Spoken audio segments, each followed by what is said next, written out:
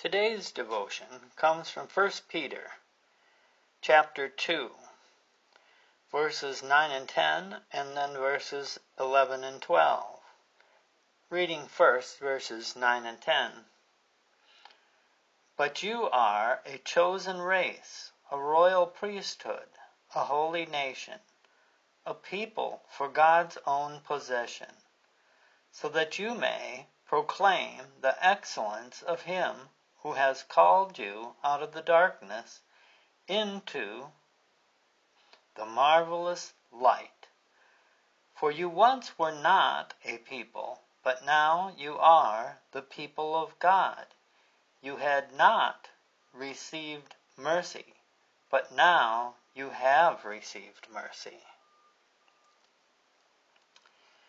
As believers in Christ, we are now a chosen race, a royal priesthood, a holy nation, a people for God's own possession.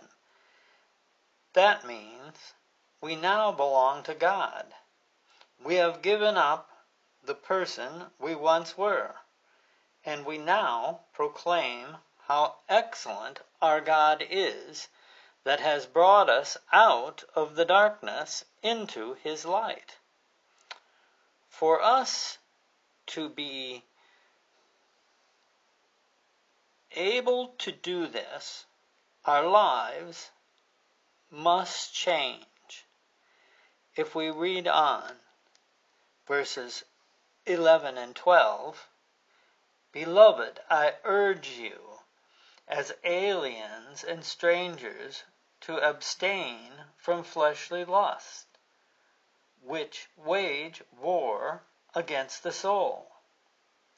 Keep your behavior excellent among the Gentiles, so that in the things in which they slander you as evildoers, they may, because of your good deeds, as they observe them, glorify God in the day of visitation.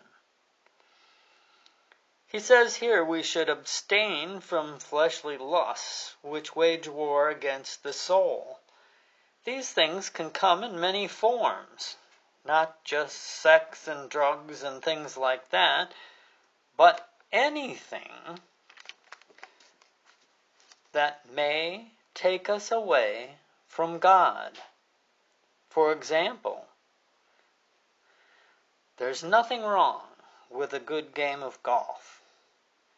But if the people you're playing with are using language that does not glorify God, and it leads you to talk as they talk, it soon ruins your witness for Christ.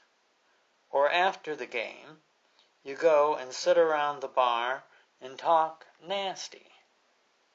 Once again, your behavior is no longer excellent.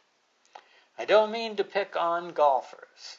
It can be any activity. It may just be gossiping about others. Our behavior must set an example to all. You may not think anyone else is listening, but non-believers are listening and watching.